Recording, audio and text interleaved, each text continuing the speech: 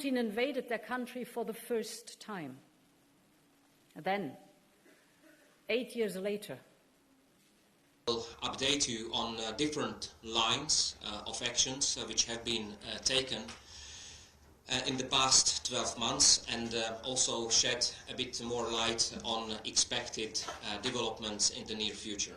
So let me start with the core international crime evidence database, which is hosted now here at Eurojust, and as you may recall, Eurojust got a reinforced legal mandate in last June, and the idea of behind this database is to address many challenges resulting from a scattered operational landscape with evidence located in several jurisdictions and collected by a wide range of stakeholders. There are important benefits to centrally preserving, storing and analyzing core crime evidence. First of all, let me tell you that it allows to shed light not only on individual offenses, however also on the systemic actions behind them. And this is very important for the legal qualification, because then we can address different crimes and of course different perpetrators. It makes also easier to determine a prosecutorial strategy with the greatest chance of success. Again, as you may know, one deed may constitute several crimes, and we as prosecutors have to actually check what's the best strategy, whether we have whether we have documented different elements of core international crimes, and if yes, then how strong of a case will be or might be before the court. Another benefit is the early identification of parallel investigations. As you know, today we have 21 national investigations, and early identification of overlaps may lead to efficient use of resources and reduced risk of legal errors. Crucially, maintaining an overview of interviewed victims helps to avoid re-victimization by repeated interviews. And with this database, there are no fishing expeditions for evidence. Instead, we will have targeted evidence searches, and of course this will lead to faster and more effective national investigations. And finally, the possibility of secure storage outside of the location of an armed conflict can prevent the loss of evidence. In addition to all these benefits, there are other few aspects which I would like to share with you today.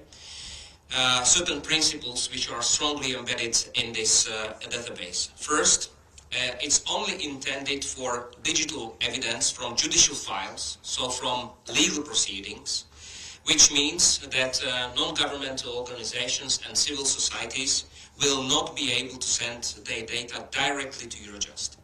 Instead, they should proceed by contacting national judicial authorities.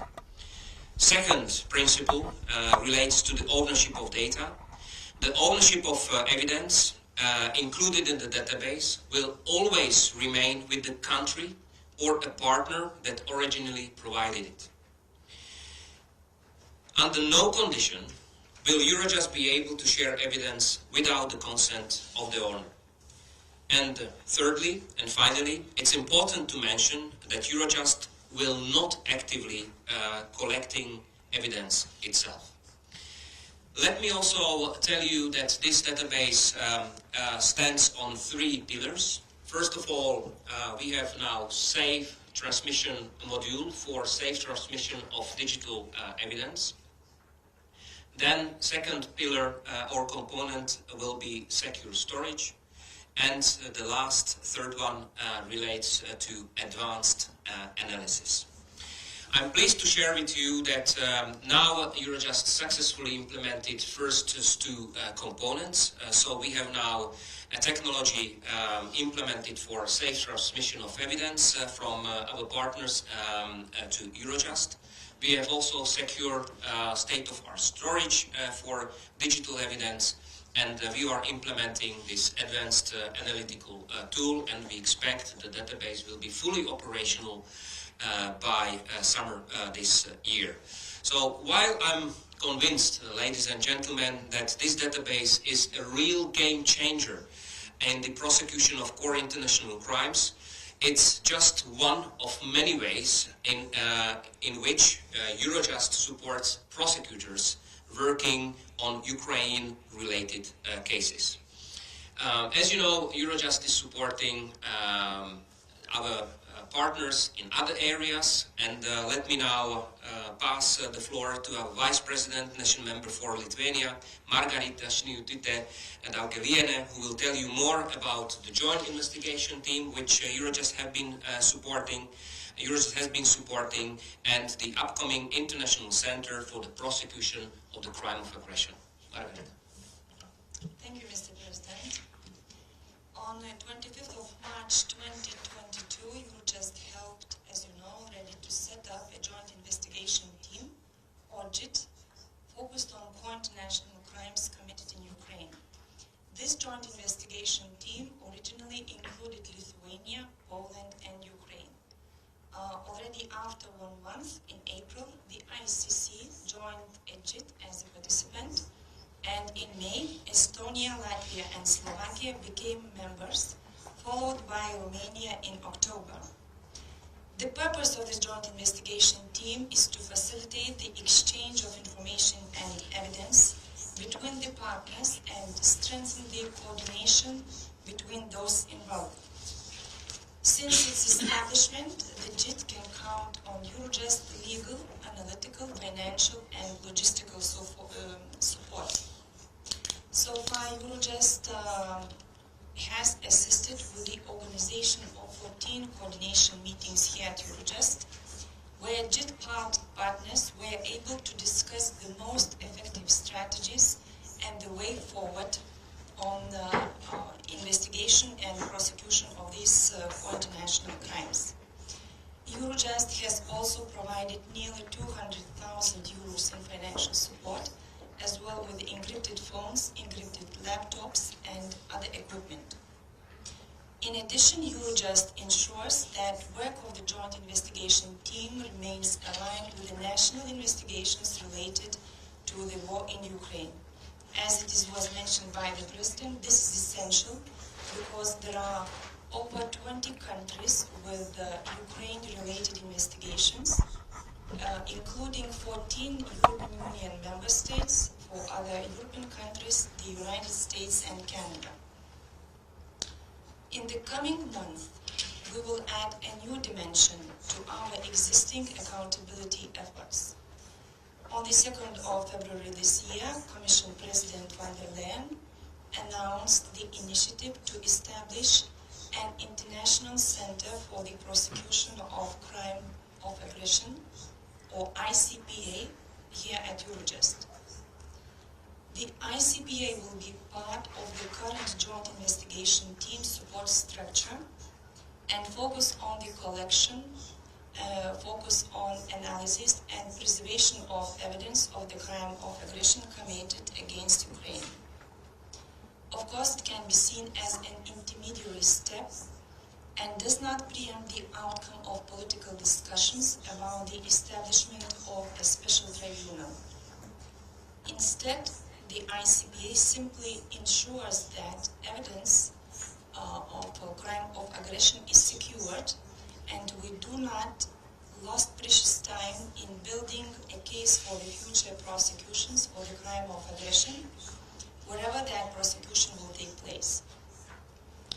By linking the ICPA to the current joint investigation team support, we can also ensure an optimal alignment with the national investigations into core international crimes and investigation into crime of aggression.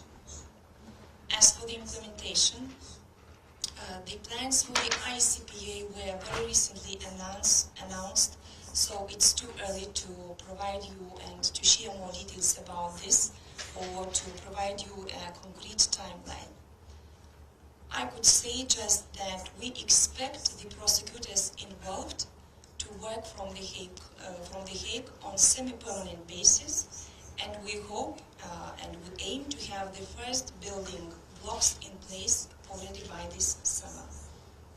And now I would like to pass the floor to my colleague Myroslava Krasnoborova, who is Liaison Prosecutor at Eurojust.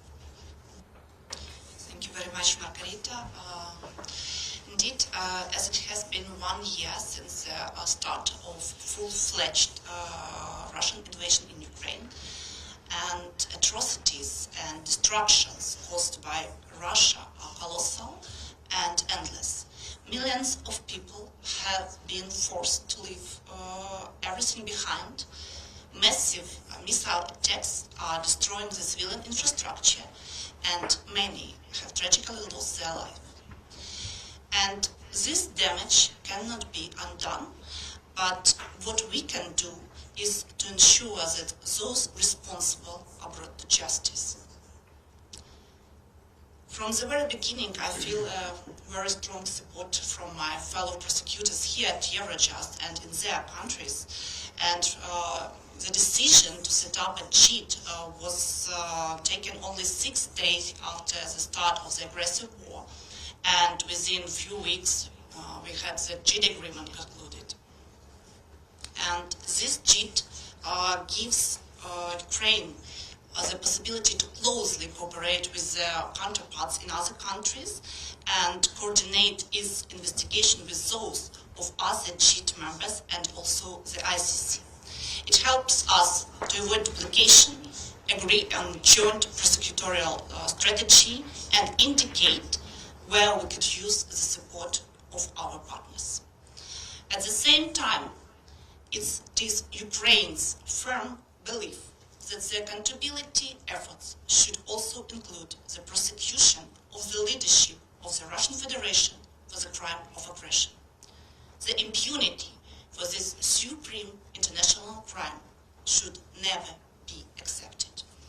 And Ukraine, therefore, strongly welcomes the decision to set up the ICPA at Eurojust and hopes that this will accelerate the ongoing discussions about the eventual prosecution of the crime of aggression. And today today's press briefing was mainly about the different forms of coordination taking place at Eurojust, but there are also some recent strategic initiatives worth highlighting. And one of them is that at the Ukraine's Accountability Conference held in The Hague on 14th of July last year, 45 countries agreed on the establishment of a dialogue group. And we are looking forward for the kickoff of this dialogue group, and Eurojust and Ukraine Prosecutors General's Office will co-chair a work stream on national investigations. The aim of this work stream will be to promote understanding of key challenges faced in national investigative work and jointly identify a solution also at a policy level. And also about the other strategic developments, I will give the floor to my colleague, Matevz Pezdirc. He's the head of Genocide Network Secretariat that is hosted here at Eurojust. Thank you. Many thanks, Myroslava. Good morning to all. So a few words on the Genocide Network. That's a unique center of expertise that connects national investigators and prosecutors who are specialized in dealing with core international crimes cases on national level. It connects also UN mechanisms for Syria, for Iraq, for Myanmar, the Office of the Prosecutor of the ICC, and several civil society organizations. It goes without saying that the war in Ukraine has prompted a great number of new initiatives in support of accountability.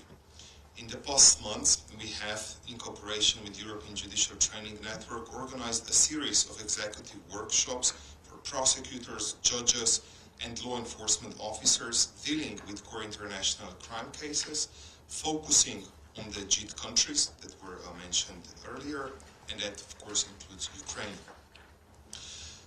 The investigation and prosecution of core international crime cases requires specialized expertise to manage the scale and challenges of these investigations. So through these workshops and other knowledge-sharing activities, we aim to increase the capacity of involved countries as quickly and efficiently as possible. That's also happening where we have transfer of knowledge between the prosecutors with long universal jurisdiction cases who offer their expertise. We have also drafted several publications in support of those in the field, with a particular focus on cooperation with civil society organizations.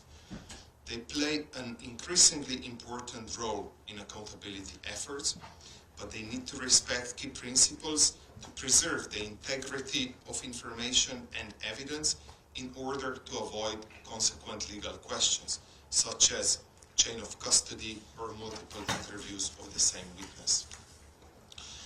With this in mind, we joined forces with the Office of the Prosecutor of the ICC to publish guidelines for civil society organizations on documenting international crimes and human rights violations for accountability purposes. They were launched in September last year, and we are expecting to publish also French, Arabic, Spanish and Ukrainian language version in the coming months, because the original version was English. We also work closely with various civil society organizations that document crimes committed in Ukraine and provided national authorities with an overview of their activities as well as entry contact points, and we pursue this work on an ongoing basis.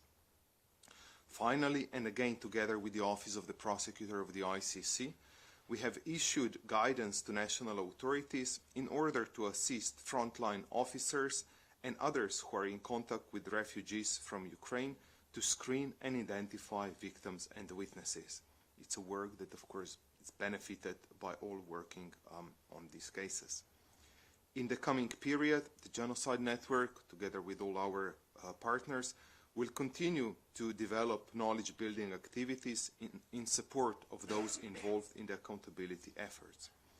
An event for this purpose, the 8th EU Day Against Impunity, which will take place on 23rd of May this year, will be dedicated to the exchange of best practices and experiences in the development of new war crimes unit at national level. Through these and other initiatives, we hope to contribute to the joint ambition to bring justice to the people of Ukraine. Thank you, Matevz. Thank you to all speakers. We now have time for questions from your side. You can use the chat function for this for those of you joining online. And if you could please indicate which media organization you represent and to who your question is addressed. But I already see a question here, the gentleman there in the back. And we'll try to have online and questions from here at the same time. Thank you. Very much appreciated. My name is Daniel Kup. I work. Sorry. Thank you very much. My name is Daniel Kup. I work for the German television channel Welt. I have a very theoretical question. Do you think there will be a day in the future, and how do you imagine this day, and how do you imagine, which court there might be in charge, that we see Vladimir Putin, facing, charges for what is happening in Ukraine right now? Thank you. Mr. Hamran, might you want to take that? Our experience so far shows that documenting, investigating and prosecuting core international crimes requires international efforts. This is what we have been doing as Eurojust, building partnership between countries, between different international organizations and agencies to make sure that there is one day definitely, which those perpetrators will be brought to justice. Okay, thank you. First a question we have online, and then I'll go back to the room. A question from Libération, French newspaper. How many inquiries have been opened by the Ukrainian authorities so far? Perhaps Myroslava, can you give an update? Thank you very much, Tom. Thank you for the question. You know, I was especially preparing for this briefing, and I checked with my colleagues about the latest number. And as of this morning, it was more than 71,000 alleged war crimes, and also more than 16,000 of alleged crimes against national security of Ukraine. This is as of this morning. Thank you for that latest figure. Sorry, I saw a question from you there, then I'll go to you, and then, yes, please. Hi, Matt. Oops. This is not, there we go. Matt Steinglass from The Economist. I had a question for Mr. Pezdirc about the guidelines for civil society organizations and for gathering evidence. Are those guidelines written specifically with a view towards genocide? Are they generally applicable to all sorts of crimes that might be addressed in war crimes and so forth? And are there difficulties that arise in terms of how you encourage organizations to do their interviewing to gather evidence for specific crimes? Yeah, thank you very much. The guidelines are written, of course, for the core international crimes, because that's sort of our field of work. But we have received very positive feedback from many NGOs operating on the ground. They plan to use some of those features also for other crime areas like trafficking or torture, so when they're engaging with victims of trafficking human beings or torture and so on and so forth. So in a way, there are a set of principles that allow civil society organizations to apply them accordingly to their needs. So I think they're quite flexible, but they do set certain standards on sort of do and don'ts, with a view of consequent later judicial process for accountability. So either, and we don't specific either that can take place at the ICC or at national authority. So in that way, they're quite flexible, but still giving sufficient guidelines on what you should do or what you should avoid, or how you should do it as well as an NGO. So, and that's why we also now embark on this process of translating as well these guidelines to really allow broad dissemination, because they're not, of course, the initiative was coming from NGOs that operated on the ground in Ukraine, and of course with the war in Ukraine, but they can be applicable to any other situation as well. And that's why, together with the Office of the Prosecutor, with the ICC, we really want to ensure a broad outreach of these guidelines to as many NGOs as possible. Is it possible to give an example of a do and a don't? Can you use the microphone, sorry? Is it possible to give an example of a do and a don't? Yeah. Absolutely. The initial one is ask witness if he or she has already given testimony. And if that's yes, then avoid further questioning, because if the person already gave one testimony, that's I think sufficient. We really want to avoid re-interviewing when one witness gives sort of an account to 10, 20 different either civil society organizations, media, humanitarian works, and so on, because that actually impedes the use of that testimony later on in the court. Thank you. We have a question from Le Monde. Stéphanie Maupin from Le Monde. Yes. I would like to know how the ICPA is going to work. Will it be autonomous from Eurojust? Will it be utilize its own budget, its own organization?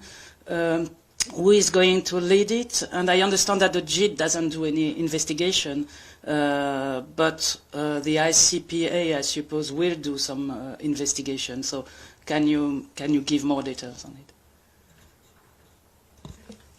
Let me just correct you. Exactly, the JIT is doing the investigation.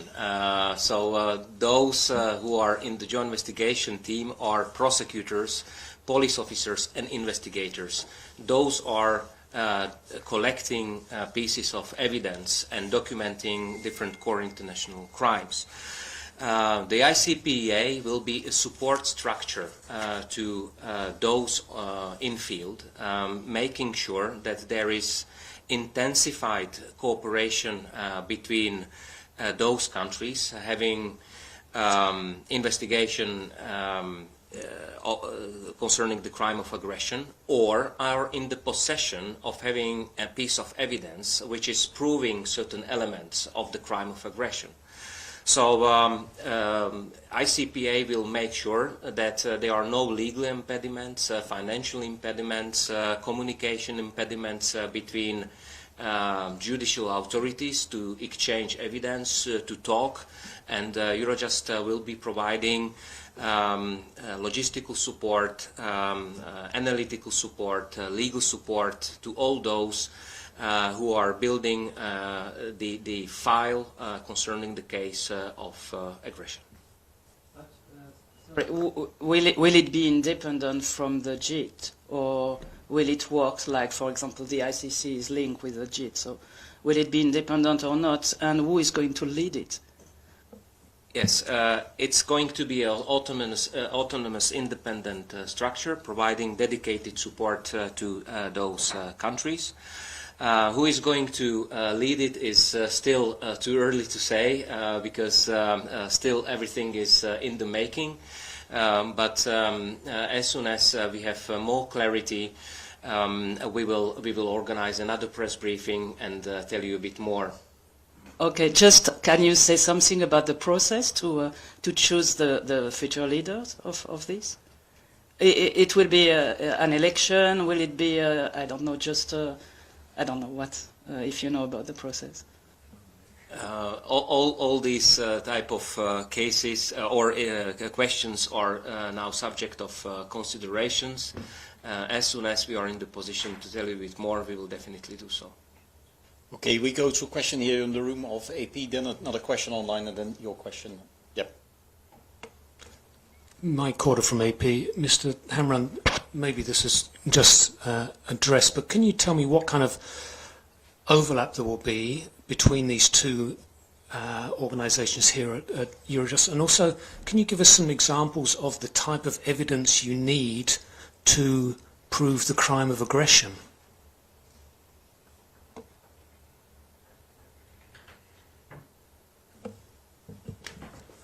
First of all, I would like to clarify that the ICPA, it's not going to be a new organization. It's not going to be a legal entity created by treaty. So it will be an internal support structure hosted by Eurojust and providing dedicated support to a joint investigation team and to those countries which have investigation concerning the crime of aggression.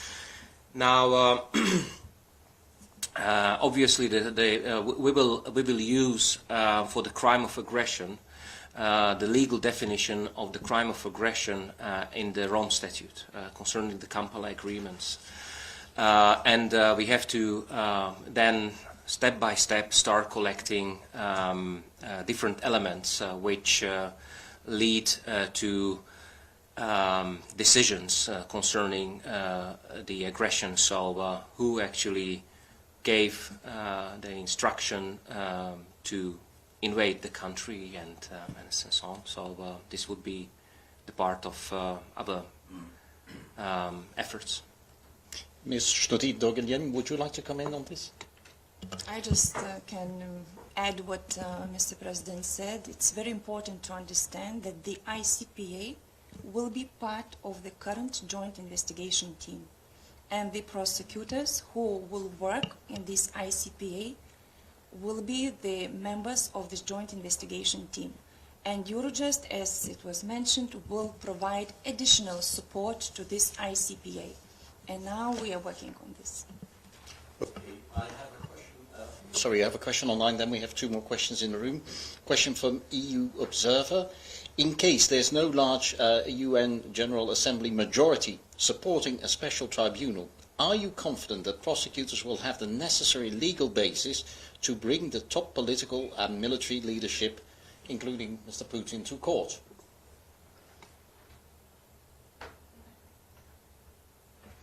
I would say that the main idea of ICPA is to build the case of investigating the crime of aggression, and the key issue for ICPA to have the proper legal base that is in place. So it's fully the all legal base for the ICPA is here, and the prosecutors and investigators who will work on this case, they have all proper legal instruments already in place.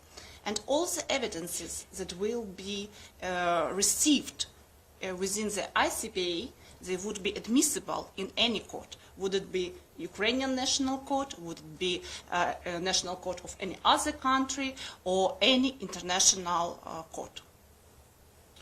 Okay, thank you. We have a question from the gentleman in the middle, then we go to Reuters. Sorry, first the gentleman. Good morning, Edith de Vries from the Independent European Daily. I have a question for the chair and probably for the prosecution. You said that in the database only information will be put through national governments, not from NGOs. What does this mean for the material that already has been gathered by Bellingcat? Does that mean that the Bellingcat material will not go to your office? That's one question. And the other question for the prosecutor probably is, are you already collecting evidence on the ground? Do you already have your own boots on the grounds? How many inspectors are already gathering material that comes straight to your prosecution office? The first part, Mr. Hamran, please. Thank you so much. Concerning the information already collected by Bellingcat, definitely this is very useful for prosecutors, but Bellingcat needs to speak with national authorities, prosecution authorities, and offer their collected material to them, because we as Eurojust, we do not have a legal mandate to work with NGOs and civil societies directly, as we are supporting only national investigations. However, if this transfer can be done through national authorities, we can then, of course, work with all the data from Bellingcat. So, I just double check on question. So if the prosecutors are already working on the case of aggression? Yes, indeed. The case of aggression was immediately started in Ukraine and is investigated in Ukraine. And the definition of the crime of aggression is a bit wider in Ukrainian legislation, but the case is ongoing, and indeed I cannot say how many prosecutors are working on it, but definitely they have some results, and they have some already notification of suspicion. May I follow up one question, yep. please? Yes, please. Follow up on the prosecution. Considering the possibility for prosecution, according to Ukrainian law, bear in mind the Lockerbie trials in the Netherlands, according to that law being held here in The Hague or near The Hague. Is the Lockerbie construction, a court from there over here, is that also a possibility? I cannot respond, precisely on your question, because there are a lot of different negotiations and different options for prosecution are discussed. But what I would say that all options are on the table. Okay, thank you. We have a question here from Reuters, and then we have two more questions online. My question for Mrs. Krasnoborova. When I was in Ukraine, I noticed when I was out with war crimes prosecutors in the field, they were literally investigating one crime while another crime was taking place, overwhelmed by the sheer scale of it, and you just mentioned the number of more than 71,000. What would be the most useful thing for Ukraine now to receive from the international community in terms of support? If you were to appeal to the international community and say, well, we need more experts on the ground, we need more financial support, what would this be? Thank you. Thank you for your question. Yes, indeed, this is something like, as you know, like a snowball. So with every day it's more and more, and it's very difficult and challenges. There are difficulties and challenges in investigation, especially when some new territories of Ukraine are liberated and the new huge amounts of the crimes are coming. And indeed, what we see is that the majority of these crimes has to be investigated and prosecuted in Ukraine. And indeed, we are very grateful to our foreign colleagues for all the support we receive. And maybe not of all the support is public, but indeed it's very valuable, and it's starting from the assistance on the ground, and also it's sharing some best practices, for example, for 3D scanning, etc. So this is something that is very important, because it's not only the one-time assistance, but it's also something that Ukrainian prosecutors and investigators can use in the future. Okay, thank you. We have a few questions coming in from EFE, the Spanish press agency, perhaps for different speakers. Perhaps the first one for Ms. Krasnoborova. How many cases of alleged war crimes have already been investigated in the last year in Ukraine? Then second question, what is the amount of evidence you got already? Can you give an idea? Perhaps Mr. Hamran, Ms. Sniutyte-Daugeliene. And the last question perhaps for her as well, how's the cooperation with the office of the ICC prosecutor, Mr. Khan, right now? Okay, then I will look. I've looked for the numbers. It's good to have them in front of me. And as I mentioned, so it was registered more than 71,000 of the cases. So this is registered, and 276 persons were notified as suspicion. So for different type of crimes, this is. So they were some charges were brought towards these persons. And maybe to say that concerning 99 persons, the cases were sent to the court. And also, as for numbers, we have 26 verdicts. So okay, thank you. Yeah, then the question on the amount of evidence. Can we say anything about that? How much evidence has already come in?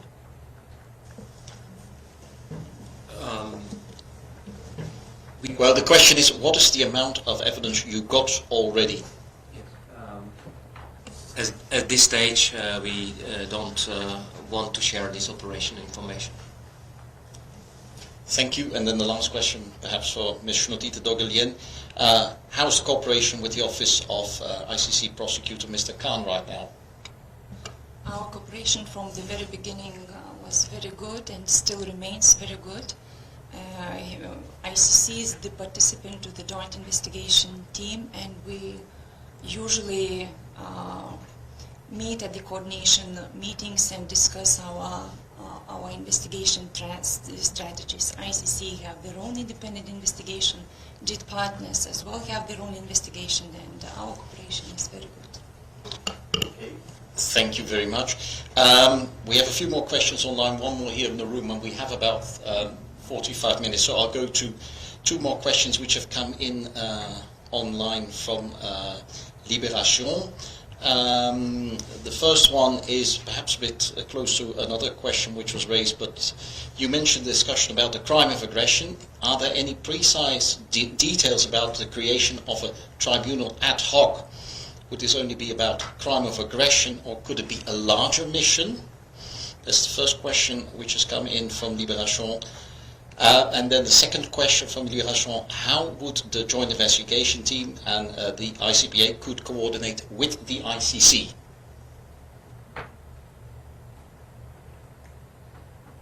Maybe I will take the first question. So indeed, so there are different discussions on the political level, and as far as we are here prosecutors, so I would say that for us as a prosecutors, we will need to have the proper legal framework to prosecute this crime, and also just maybe to be precise with regard to the type of crime. You know that the architecture of the accountability for individual criminal responsibility is that we have several layers. So we have the Ukrainian national investigations that the majority of the crimes will be prosecuted there. Then we have other countries with universal jurisdictions who can also investigate the crimes which are under their jurisdiction, for example, crimes against humanity, other types of crime. And then we have this international level.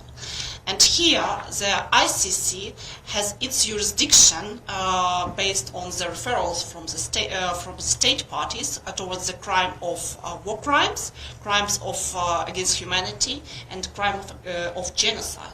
And that's why, and there is only one, I would say, gap where we see it's a crime of aggression, and the main idea is to fulfill this gap, to avoid impunity and to ensure justice for everybody. Thank you. Then a question here in the room from... Hi, Malikwa, Courthouse News Service. My understanding is that the Eurojust mandate does not include the crime of aggression, and so if the ICPA is housed under the JIT, which is part of Eurojust, what is the legal basis then for investigating the crime of aggression? And I have a similar question then for the evidence collection database. Is that going to be collecting evidence related to the crime of aggression? Thank you so much for this question, because indeed this is a very important aspect. Indeed, I can confirm that the crime of aggression is not included in the Annex 1 in our regulation. However, in our regulation we have Article 3, Paragraph 3, which allows Eurojust to provide assistance at the request of a member state, also in other forms of crimes which are not listed in the annex. So the list is not is subject of changes, and this consideration already took place. There was a request from member states, and Eurojust granted support also to that crime of aggression. Okay, thank you. Then, looking at the clock as well, I think we get to the last series of questions which have come in online from the Spanish daily El Periódico. 3 questions. You've mentioned there are over 20 national investigations on alleged crimes regarding Ukraine, 14 of them from EU member states. Could you specify which are these member states? That's the first question. And could you give an idea on the timing and how long could it take an investigation to be ready to present a case to the court or a court? Perhaps first on, can we say which member states are exactly investigating? We have, of course, the countries in the JIT, but... Yes. Yes, I can see that as these investigations are ongoing, so we cannot disclose which countries prosecute, investigate which crimes. It's the answer that should be given by national authorities. Maybe to another question. You know, I wouldn't speculate on the timing, because and my response would be as soon as sufficient evidences would be collected, the case will go to the court. Because the key criteria, justice delayed, justice denied. As soon as we have a case, the case will go to the court. Just may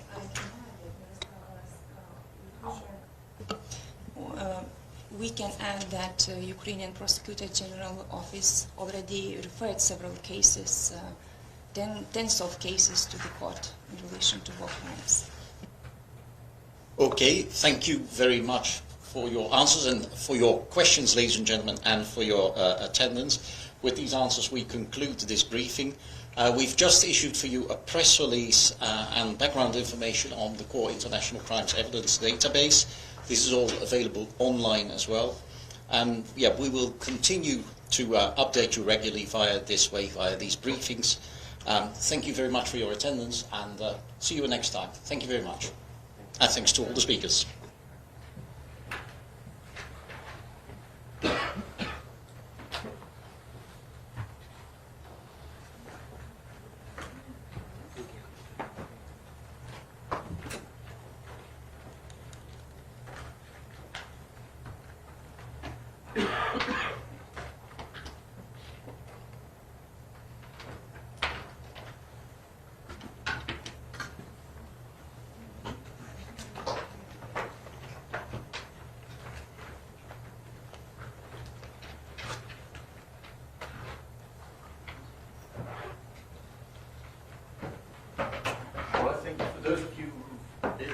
want to stay here for another hour or so to work, you're welcome. You know where our coffee machine is.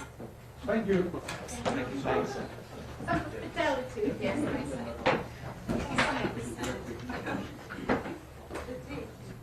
The first coffee.